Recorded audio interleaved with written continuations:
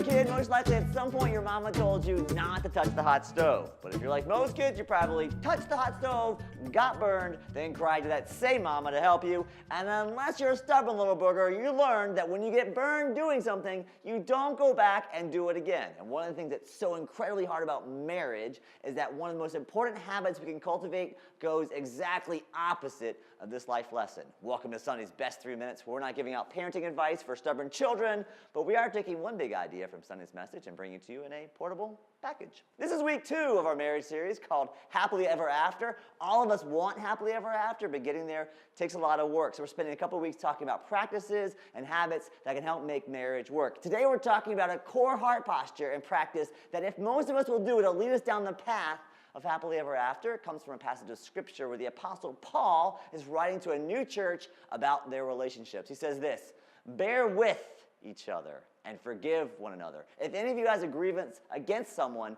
forgive as the Lord forgave you. Paul is under no illusion about the messiness of relationships. He knows there's going to be conflicts and people that drive us crazy. And so he says, bear with and forgive as the Lord forgave you. When you were a kid, you didn't go back to the stove that burned you. But Paul says that to be a Christian means to continue to engage with people even after you've had some sort of grievance with them. So here's this key practice that leads our marriage down the path of happily ever after. That you turn toward each other, not away from each other, through difficulty and hardship, as long as you both shall live.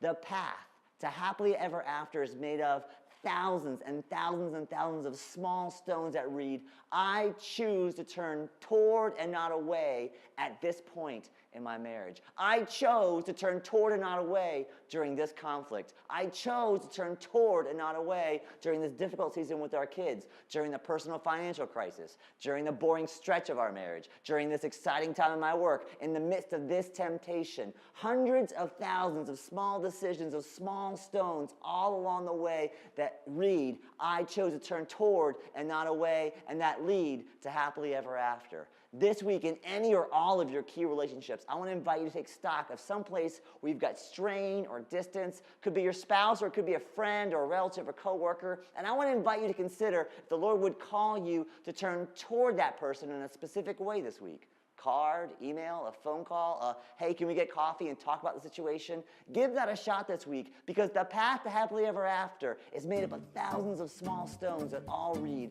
I turn toward and not away. Thanks so much for watching this week on Sunday's Best 3